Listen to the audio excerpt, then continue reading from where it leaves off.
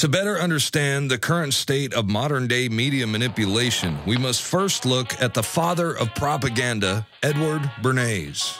His influence on the 20th century rivaled that of his uncles, Sigmund Freud, as Bernays pioneered the idea of crowd psychology with Freud's psychoanalytical ideas in what would become a new political ideal on how to control the masses. In his 1928 book, Propaganda, Bernays wrote, "If we understand the mechanisms and motives of the group mind, it is now possible to control and regiment the masses according to our will without them knowing it."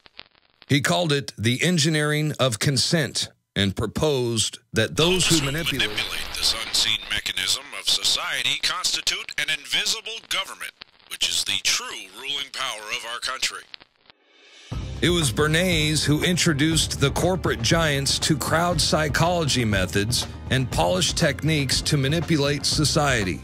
He convinced the population to buy on impulse things they didn't even need by linking mass-produced goods to their own unconscious desires.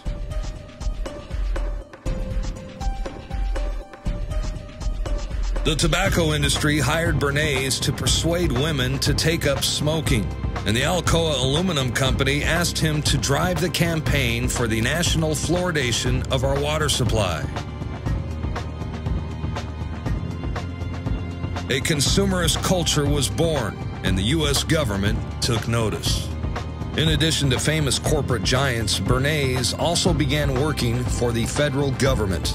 They adopted his technique of manufacturing ever-present dangers and then maintaining a constant state of fear to give those in power greater control of what Bernays called the mass mind. Edward Bernays, who's the father of modern advertising and propaganda, he literally wrote the book Propaganda. Joseph Goebbels, on record, the Nazi propaganda minister, used a lot of his information and twisted it to his own designs. Bernays was the chief psychological warfare expert for more than 20 years, advising the Department of War. He advised them to call it defense. Don't be honest anymore. Call it the Department of Defense, because you're actually going to run giant imperial slaughter operations.